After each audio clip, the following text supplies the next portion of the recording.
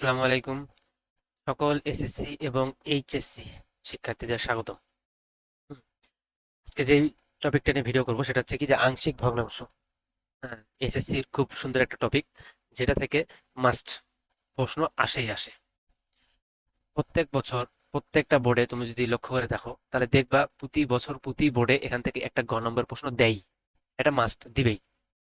খুব কষ্ট করে খুঁজলে হয়তো দুই একটা বোর্ড পেতে পারো কোনো এক সালে যেখানে এই টপিক থেকে প্রশ্ন করেনি। বাদ বাকি তুমি অ্যাজ ইউজুয়াল যে কোনো বোর্ডে যে কোনো সালে যদি কোশ্চেন দেখো, দেখবা আংশিক ভগ্নাংশের একটা প্রশ্ন দিবেই, গ নম্বরে চার মার্কের একটা প্রশ্ন। বাদ বাকি তোমরা যখন এইচএসসি তে উঠবা তখন দেখবা সেখানেও আর ব্যবহার আছে। এখানে কোথায় আমাদের ইন্টিগ্রেশন নামে একটা অধ্যায় পড়ানো হবে এইচএসসি তে, যেখানে একটা ফাংশনের এফ অফ এক্স এর ইন্টিগ্রেশন করা হয় ডিএক্স এর সাপেক্ষে।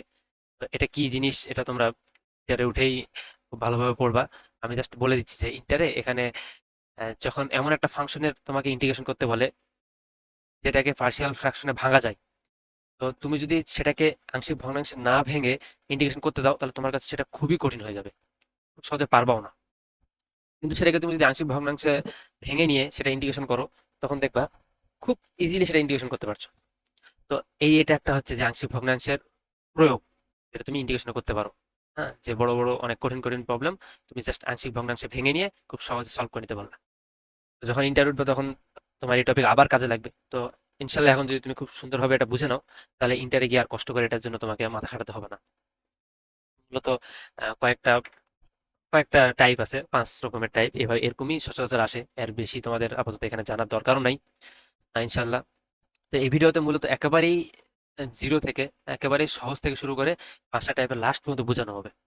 তো যাদের আংশিক ভগ্নাংশ বিষয়ে একেবারেই কোনো জানাশোনা নাই তারাও ইনশাল্লাহ ভিডিওটা শুরু করো, দেখবা শেষ হতে হতে তুমি আংশিক ভগ্নাংশের সব অঙ্ক করতে পারবা ইনশাল্লাহ। তো দেখো প্রথমে কিছু কিছু বিষয় জেনে নেওয়া দরকার, যে দেখো একটা ভগ্নাংশ, একটা বীজগাণিতিক ভগ্নাংশ কিভাবে হয়। যে আমি যদি একটা এক্সাম্পল লিখি, যে উপরে মনে করো একটা ফাংশন আছে এক্স এর যে কোনো একটা function, suppose x square plus x plus three. ইচ্ছা আমি একটা এক্সাম্পল নিলাম, নিচে আছে মনে করো x square plus 9x plus -10।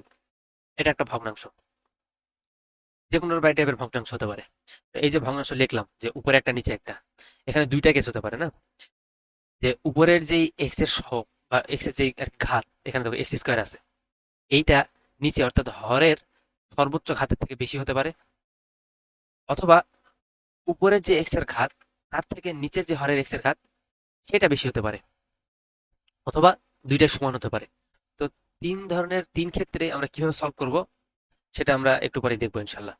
তো প্রথমে আগে বলে নেই যে উপরে যদি ঘাত ছোট থাকে, যেমন ধরে নাও উপরে আছে 2x+3 আর নিচে আছে এক্স স্কোয়ার প্লাস 9x-8। তো দেখো উপরে এক্স এর ঘাত 1, নিচের এক্স এর ঘাত 2, সর্বোচ্চ ঘাত 1। তার মানে উপরের যে এক্স এর ঘাত সেটা নিচের অর্থাৎ হরের এক্স এর ঘাতের থেকে কম। তো এই টাইপের ভগ্নাংশকে আমরা বলি প্রকৃত ভগ্নাংশ। আচ্ছা, প্রকৃত ভগ্নাংশ ঠিক সংখ্যার ক্ষেত্রে যেমন পড়ছে যে উপরে যদি 3 আর নিচে যদি 4 থাকে তাহলে এটাকেও প্রকৃত বলা হয়। ঠিক সেরকম একই একই একই একই একই উদাহরণ, জাস্ট বীজগণিতিক রাশির ক্ষেত্রে। ঠিক সেম ভাবে উপরে যদি এমন কোনো ফাংশন থাকে যার ঘাত নিচের হরের থেকে বেশি, যেমন আমি যদি বলি এখানে আছে মনে করো x³ + 2x² + 3x + 8, আর নিচে আছে মনে করো x² + 2x + 12। দেখো এখানে এক্স এর যে সর্বোচ্চ ঘাত সেটা কত, 3, আর এখানে কত, 2। উপরে বেশি না? উপরে যদি বেশি থাকে তাহলে এই টাইপের ভগ্নাংশকে বলে অপ্রকৃত। তো বলে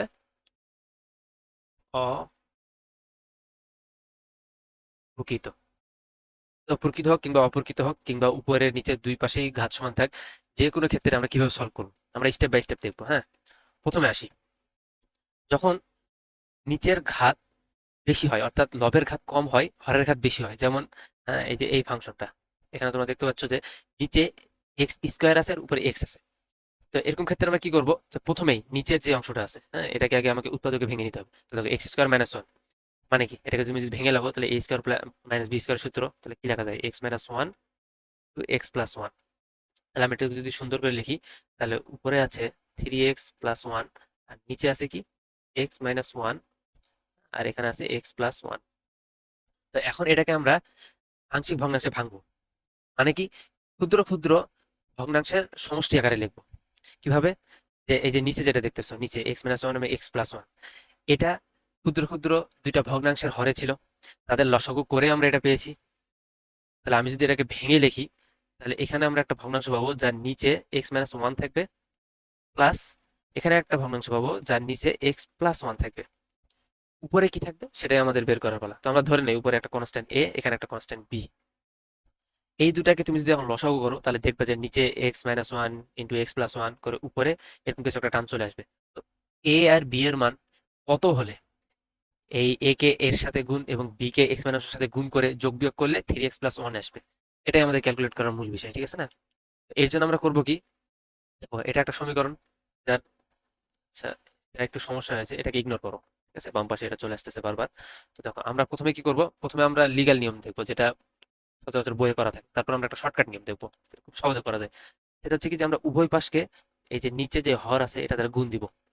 তাহলে বাম পাশে কি থাকবে, বাম পাশে হরে হরে কাটাকাটি, বাম পাশে থাকবে 3x+1, ডান পাশে এখানে যদি আমরা x-1 ইন্টু x+1 দ্বারা গুণ করি তাহলে x-1 কাটাকাটি, তাহলে এখান থেকে কি a ইন্টু x+1, এখানে ঠিক সেম b ইন্টু x+1 কাটাকাটি, তাহলে থাকবে কত x-1, ঠিক আছে না? এখন দেখো এখানে তোমার a আর b এর মান বের করাই তোমার মূল কাজ। তো দেখো যেহেতু সমান চিহ্নের দুই পাশে সমান সমান দেওয়ার মানে কি এ পাশে সমান সমান এই পাশে, ঠিক আছে না? তার মানে তুমি x এর যে কোনো মান বসাও তার জন্য বাম পাশ সমান সমান ডান পাশ হবে, ঠিক না? যে কোনো মান বসাতে পারো। তো তুমি ঠিক করে এমন মান বসাবা এই মানের কারণে এখানে a অথবা b জিরো হয়ে যাবে। তাহলে জাস্ট একটাই আননোন ভেরিয়েবল থাকবে, তখন খুব ইজিলি তুমি আরেকটা বের করে নিতে পারবা। যেমন দেখো এখানে x-1, তো তুমি যদি x এর মান -1 বসাও তাহলে -1 + 1 সমান সমান জিরো হয়ে যাবে না? তখন এই পুরো টার্মটা সমান সমান জিরো হয়ে যাবে না? তখন জাস্ট এখানে b বাকি থাকবে, তখন তুমি ইজিলি এখান থেকে ক্যালকুলেট করে b এর মান বের করবা। তো চলো আমরা একটু করি।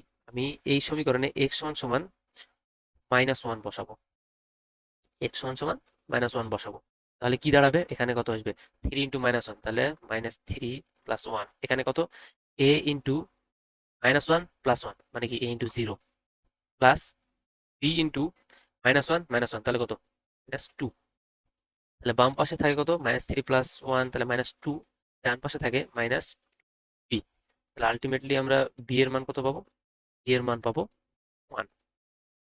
ইজিলি b এর মান পেয়ে গেলাম। এখন তুমি এক এক ভাবে করতে পারো, তুমি এখানে বি এর মান বসাতে পারো, বসানোর পর এক্স এর যে কোনো মান বসাবা এ এর মান পেয়ে যাবা, অথবা তুমি এখানে আবার সেম প্রসিডিওরে করতে পারো, এবার বসাবা এক্স এর মান 1। কেন এক্স এর মান 1 বসাবো, কারণ এক্স এর মান যদি এখানে 1 বসাই তাহলে এই টোটাল টার্মটা জিরো হয়ে যাবে, তখন জাস্ট এখানে শুধু এই আননোন থাকবে, তখন আমরা খুব ইজিলি এর মান পেয়ে যাবো।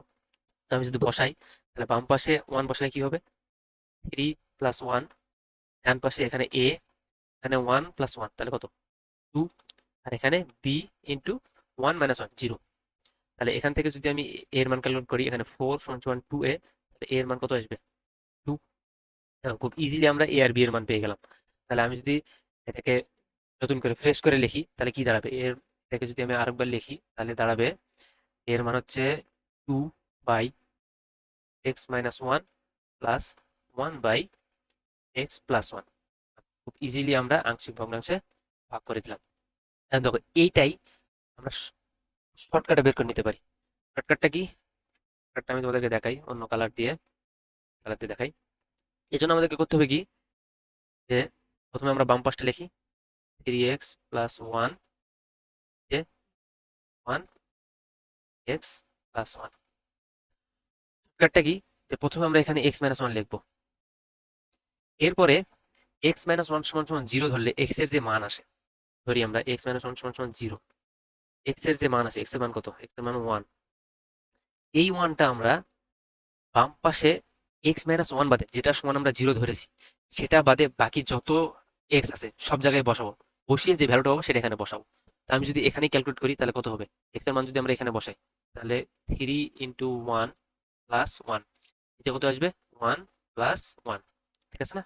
প্লাস সেম একইভাবে x+1 নিব, x+1 এবং x+1 সমান 0 ধরবো, x+1 সমান 0, তাহলে x এর মান কত বের হবে, মানে আসবে -1, ঠিক আছে না?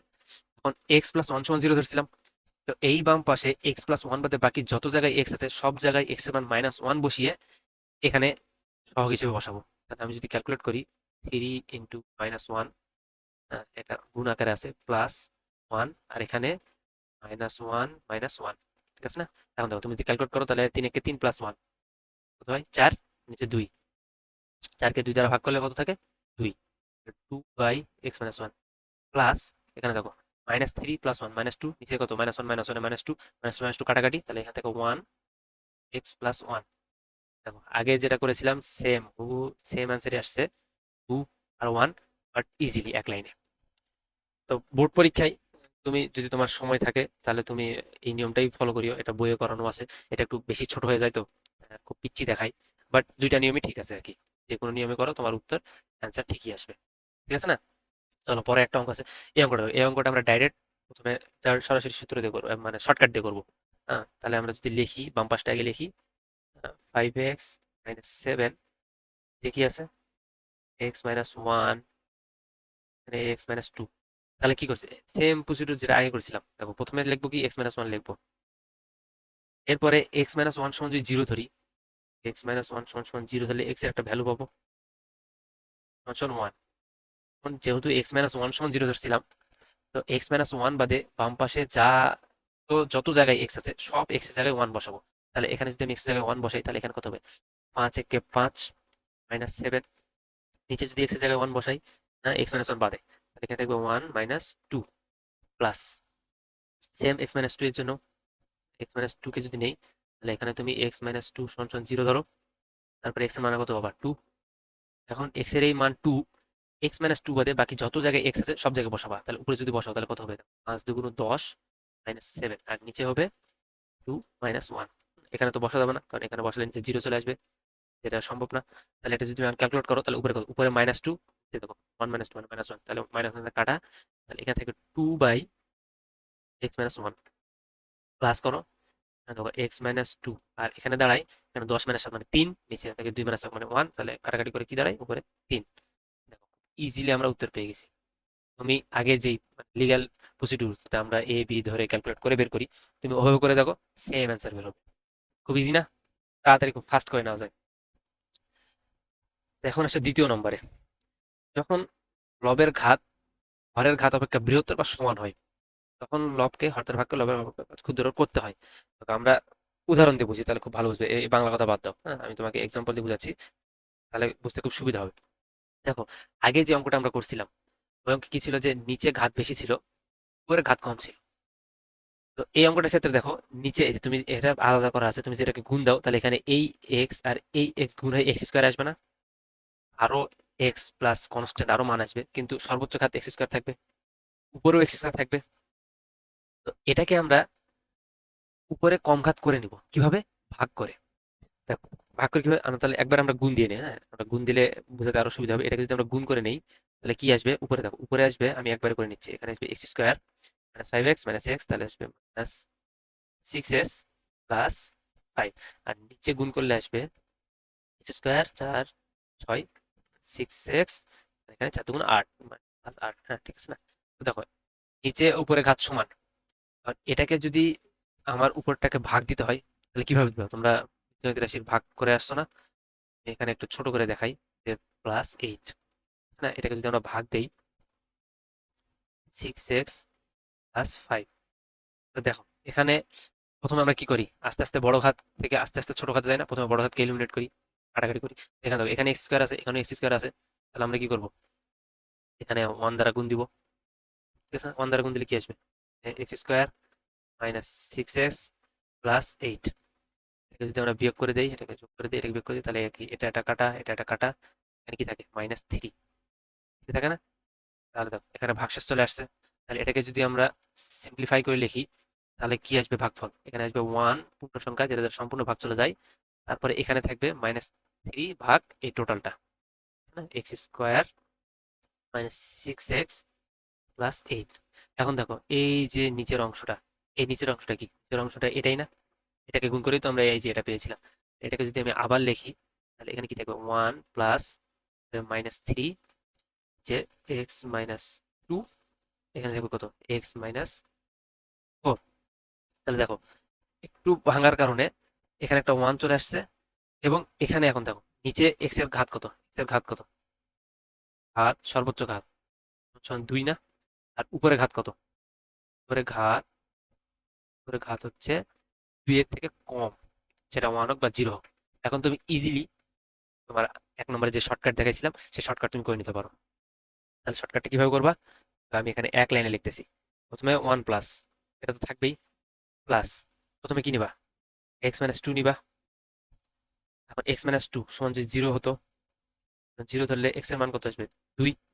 এই এক্স এর মান 2, এক্স মাইনাস টু বাদে এই পুরো সমীকরণে বসাবো, তাহলে এখানে কত, উপরে আছে কত, -3, আর নিচে আছে এখানে যদি -2 বসাই তাহলে 2 -4 প্লাস এখানে দেখো কত, এক্স মাইনাস ফোর। এটা সমান যদি 0 ধরে তাহলে এক্স এর মান 4 আসবে, এক্স সমান 4। এই এক্স মাইনাস ফোর বাদে বাকি সব জায়গাতেই বসাবো, তাহলে কত হবে, এখানে আসবে -3, এখানে আসবে 4 - 2। তাহলে আমরা এটাকে একটু মুছে দেই, এটা দরকার নেই, কি বলে ছাই দিই, না? তাহলে এটাকে যদি আমি সিম্পলিফাই করে লিখি তাহলে কি আসবে, 1 এর -3, এখানে 2 মানে -2, তাহলে প্লাস হয়ে আসবে 3/2 ইন্টু এক্স মাইনাস টু, এখানে প্লাস -3 এখানে 2 ইন্টু এক্স মাইনাস ফোর। এটাকে তুমি এভাবে লিখতে পারো, অথবা তুমি যদি টুটাকে উপরে নিয়ে যাও তাহলে তুমি এভাবে 3/2 divided by x minus two লিখতে পারো। আর এখানে যদি মাইনাস কমন নিয়ে নাও, এখানে 3 সামনে নিয়ে নাও, তাহলে মাইনাস দিয়ে উপরে 3/2 এক্স মাইনাস ফোর, যেমনি ইচ্ছা তেমনি লিখতে পারো, তোমার ইচ্ছা। এখন দেখো আরেকটা, এখানে একটা বিষয় যে এখানে তুমি এই যে শর্টকাট করলা, যে এই শর্টকাট করার জন্য তোমার এই যে এই পুরো ফাংশনটা, যে অন্য কালার দিয়ে দেখাই, ঠিক আছে? এই পুরো ফাংশনটা তোমার জানা লাগলো না? এই জানার নাহলে তুমি এই যে এক্স মাইনাস টু সমান 0 ধরলা, ধরার পর যে বসালা ফাংশনে এক্স মাইনাস ফোর সমান 0 ধরলা, ধরার পর বসালা। এটা জানা, এটা বসানোর জন্য তোমার তো এই যে এই ফাংশনটা দরকার না, এই জন্য তোমাকে ভাগ করতে হলো। কিন্তু তুমি এই ভাগটা না করেও ডাইরেক্ট এই কাজটা করতে পারো। কিভাবে? তখন তোমাকে ওই যে আগের নিয়মে এ আর বি ধরেছিলাম, সেভাবে ধরতে হবে। তো জিনিসটা কিভাবে কাজ করে, আমি এটা ছোট করে দিই, ঠিক আছে? এটা টু, এটা বারবার সেভ হচ্ছে না, ঠিক আছে না? আচ্ছা আমি এখানে এই লেখাটাকে একটু ছোট করে দিই যাতে সুবিধা হবে, ঠিক আছে না? সেটা কিভাবে, দেখো তুমি যখন দেখতে পাচ্ছ যে এখানে এক্স এর সহগ 1, এখানে এক্স এর সহগ 1, এই দুটাকে গুণ করে যেই এক্স স্কোয়ার আসবে, হুম, এই দুটাকে গুণ করার ফলে যেই এক্স স্কোয়ার আসবে তার সহগ 1 থাকবে না? এরপরে একটা এক্স আসবে প্লাস কিছু একটা কনস্ট্যান্ট আসবে, যেটা আমার দেখার দরকার নেই। আর নিচেরটাকে যখন তুমি গুণ করবা তখন দেখো এক্স, এক্স এর সহগ, এক্স এর সহগ 1 না? তাহলে এটাকে যদি তুমি গুণ দাও তাহলে এক্স স্কোয়ার প্লাস কিছু একটা এক্স আসবে প্লাস কিছু একটা কনস্ট্যান্ট আসবে, যেটা আমার দেখার দরকার নেই। আমার শুধু দেখার প্রয়োজন কি, যে নিচের যে সর্বোচ্চ ঘাত তার সহগ 1, উপরের যে সর্বোচ্চ ঘাত এক্স স্কোয়ার বা সর্বোচ্চ ঘাত যে পদটা আর কি, তার সহগ 1। এটা দ্বারা আমি বোঝাতে চাচ্ছি কি, যে তুমি যখন এই যে এভাবে যখন তুমি ভাগ করতে যাবা, ভাগ করতে গিয়ে যখন তুমি এই যে হরের এক্স স্কোয়ার কে দিয়ে যখন তুমি লবের এক্স স্কোয়ার কে কাটাকাটি করতে যাবা, তখন তোমাকে জাস্ট 1 দিয়ে গুণ করলেই হবে, কারণ উভয়ের সহগই 1। এই যে 1 দ্বারা গুণ করে তুমি এই উভয় উপরের এক্স স্কোয়ার কাটলা না, এই জন্যই এখানে আমরা একটা 1 আনছিলাম।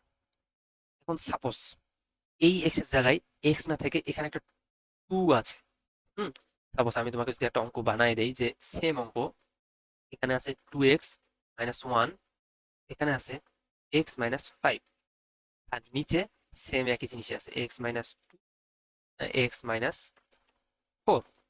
এখন দেখো তুমি যদি এখন উপরে এই দুটাকে গুণ দাও তাহলে এক্স স্কোয়ারের যে সহগ, এক্স আর এক্স গুণ করে এক্স স্কোয়ারের যে সহগ, তার সহগ 2 আসবে না? 2x² আসবে না? এরপরে সহগ কি আসবে এটা আমার জানার কোনো প্রয়োজন, আমার মেইনলি দরকার দরকার কি, সর্বোচ্চ ঘাতের সহগ 2। আর নিচে আসবে কি, নিচে আসবে 1 into x square plus, plus কি আসবে আমার জানার দরকার নেই, মানে কিছু একটা, একটা সংখ্যা আসবে, এক্স এর একটা সহগ থাকবে, এখানে একটা constant। এখন দেখো, এখন তুমি যদি আমি একটা অন্য কালার দিয়ে যদি দেখাই, আছে না? এখন দেখো, এখন তুমি যদি এই এক্স স্কোয়ার দিয়ে এই এক্স স্কোয়ারকে তুমি কাটাকাটি করতে চাও, তাহলে এই এক্স স্কোয়ারকে 2 দ্বারা গুণ করে, এই এক্স স্কোয়ারকে 2 দ্বারা গুণ করে এটার সাথে কাটাকাটি করতে হবে না? সেম এই যে এখানে এই অঙ্ক দিয়ে সাপোজ মনে করো আমি ছোট করে লিখি, এখানে মনে করো স্কোয়ার আছে প্লাস কিছু কিছু একটা আছে, এটাকে আমি ভাগ দিব 2 স্কোয়ার প্লাস কিছু একটা আমার জানার দরকার নেই। এখন এটাকে তুমি যদি এটা তুমি এই স্কোয়ারকে দিয়ে যদি এটার সাথে কাটাকাটি করতে চাও, লবকে, তাহলে তোমাকে এটাকে 2 দ্বারা গুণ করতে হবে না? তাহলে এখানে কি আসবে? এক্স স্কোয়ার প্লাস কিছু একটা আসবে। এখন তুমি যদি এটাকে বিয়োগ করো তাহলে এই দুটো কাটাকাটি আসবে। এখানে কি আসবে এটা আমার দেখার কোনো বিষয় না। আমার যেটা দরকার ছিল সেটা হচ্ছে কি যে এখানে একটা 2 আসবে।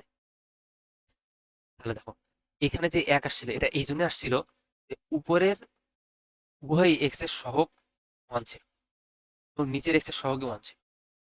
এখন এখানে 2 আসলো কেন? কারণ উপরের এক্স স্কোয়ারের সহগ 2, অর্থাৎ এই যে এক্স এর সহগ 2, এই এক্স এর সহগ আর এই এক্স এর সহগ গুণ করে 2 আসলো। তার কারণে এখানে একটা 2 আসলো। এরপরে তুমি যদি খেয়াল করো, তাহলে এই যে এখানে ভাগ করে তুমি যে ভাগফলটা পেলা, এখন এটাকে তুমি যদি ভেঙে লেখো, আমি এখানে কি আসছে আমাদের জানার দরকার নেই, এটাকে সিম্পলিফাই করে লিখি তাহলে এখানে কি পাবে? 2 প্লাস এখানে কিছু একটা এক্স থাকবে প্লাস একটা কনস্ট্যান্ট থাকবে। এখানে কি থাকবে?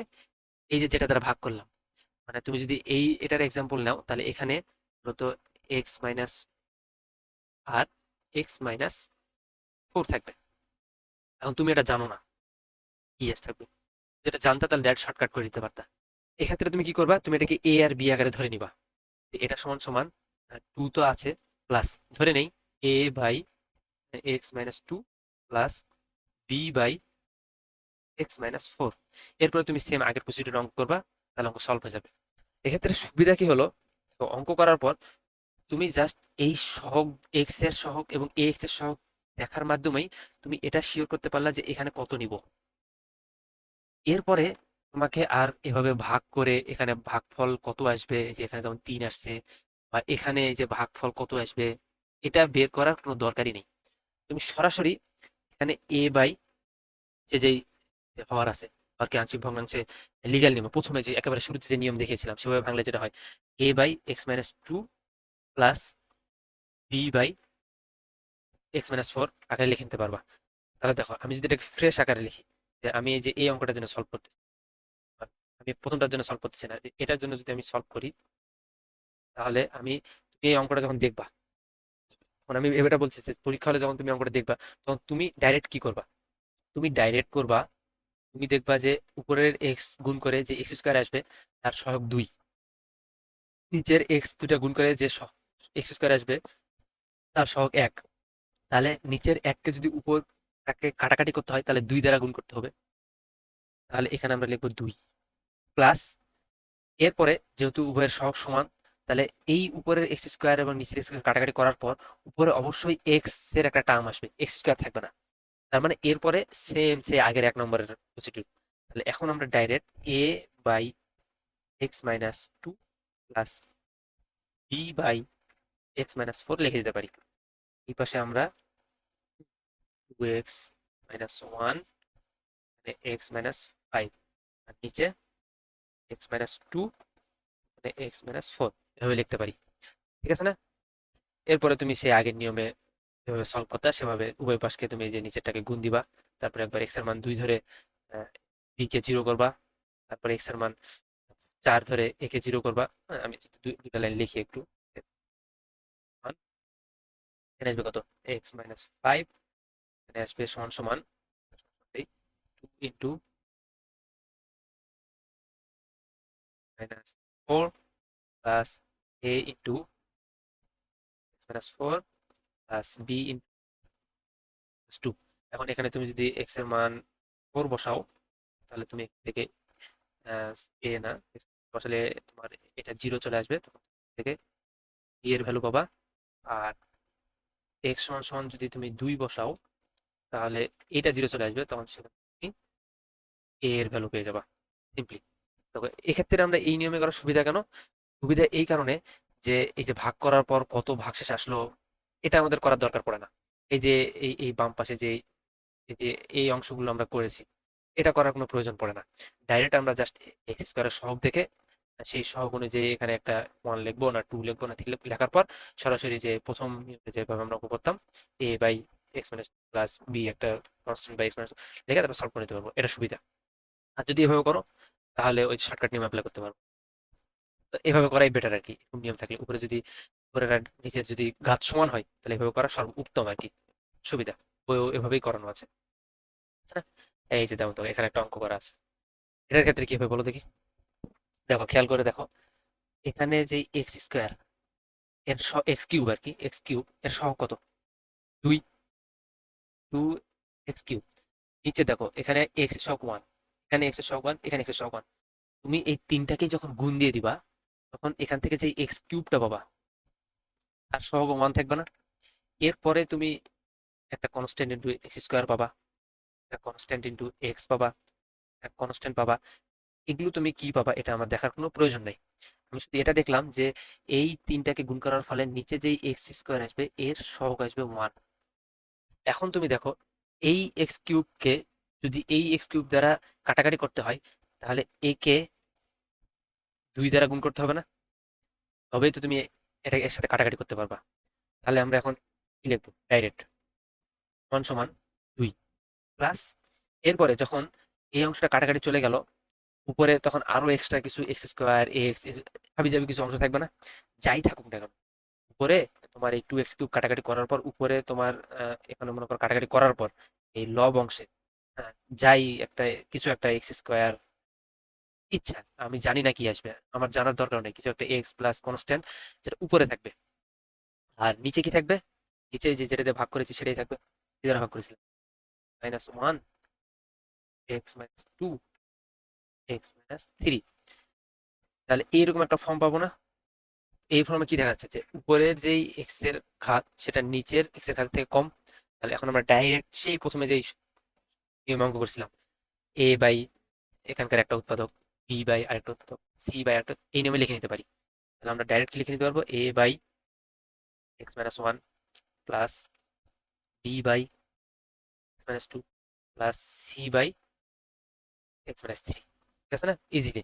এটা বাম পাশে তুমি এই যে এটা লিখতে পারো, আমি বাম পাশে বা ডান পাশে যে কোনো ইচ্ছে লিখতে পারো। আচ্ছা আমি এটাকে সরাই নেই না,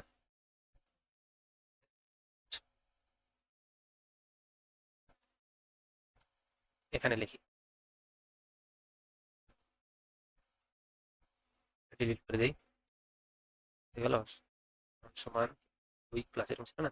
বাম পাশে যদি আমি এই যে এটা পুরোটাই লিখি যেভাবে আমরা প্রথম অঙ্কগুলো করতাম যে এক্স কিউব যে এক্স মাইনাস 1 2 এক্স মাইনাস 3। এরপর সেই আগের নিয়ম সেম হুবহু আগের মতো করে তুমি উভয় পাশকে গুণ দিয়ে দিবা সবকিছুতে। তাহলে এখানে কি থাকবে? এখানে 2 কিউব থাকবে, এখানে 2 ইন্টু, আর লিখতেছি না 2 ইন্টু, আমি কপি করি, এখানে 2 ইন্টু, এখানে 2, অসুবিধা হচ্ছে দেখি আর কি। তাহলে 2 into x minus 1 x minus 3 থাকবে plus A into x minus 1 আর এক্স মাইনাস 1 কাটাকাটি চলে যাবে, তাহলে বাকি থাকবে কি minus 3 plus B into x minus 2 আর এক্স মাইনাস 2 কাটাকাটি চলে যাবে, তাহলে থাকবে কি 1 প্লাস 3 প্লাস সি ইন্টু থাকবে এক্স মাইনাস 3 আর এক্স মাইনাস 3 কাটাকাটি চলে যাবে, যদি গুণ দিই তাহলে জাস্ট থাকবে 1 2। এখন দেখো এখানে তুমি যদি এক্স এর মান 2 বসাও, এক্স এর মান সমান 2 বসাও, তাহলে তুমি এ সমান 0, সি 0 করে এখান থেকে তুমি জাস্ট বি বাকি থাকবে, বাকি সব সংখ্যায় আসবে, এখান থেকে সমান একটা ভ্যালু পাবা। সেম ভাবে তুমি যদি এক্স সমান সমান 3 ধরো তাহলে দেখো এখানে এটা 0 চলে আসবে, এটা 0 চলে আসবে, মানে এখানে সমান সমান 0 আসবে, বি সমান সমান 0 আসবে। এখান থেকে তুমি ডাইরেক্ট সি এর একটা ভ্যালু পেয়ে যাবা। ঠিক সেম ভাবে তুমি যদি এ এর ভ্যালু বের করতে চাও তাহলে এখানে 2 বসালে এ 0 হয়ে যাবে, 3 বসালে এ 0 হয়ে যাবে, 1 বসালে 0 হবে, তাহলে তুমি এখানে এক্স সমান 1 বসাবা, সমান 1 বসাও, তোমার এখানে সমান সমান হবে, সি সমান সমান 0, জাস্ট এ বাকি থাকবে, সেখান থেকে তুমি এ এর একটা ভ্যালু পেয়ে যাবা। এটাকে তোমরা ক্যালকুলেট করতেই পারবা ইজিলি। এটা করলাম। সেই এ বি সি এর মান তুমি যদি এই সমীকরণে বসাও, তাহলে তুমি ইজিলি পার্শিয়াল ফ্র্যাকশনের যে ভ্যালু এটা পেয়ে যাবা খুব ইজিলি। প্রসিডিউর মনে থাকলে এটা কোনো ব্যাপারই না, বুঝতে পারছো? যেভাবে বলা হয়েছে তুমি জাস্ট সেভাবে করে যাবা, স্টেপ ফলো করে যাবা যে কি কার পর কি করতে হবে। জাস্ট এই স্টেপ ফলো করলেই দেখবা অঙ্ক খুব ইজিলি তোমার সলভ হয়ে যাচ্ছে, ঠিক আছে না?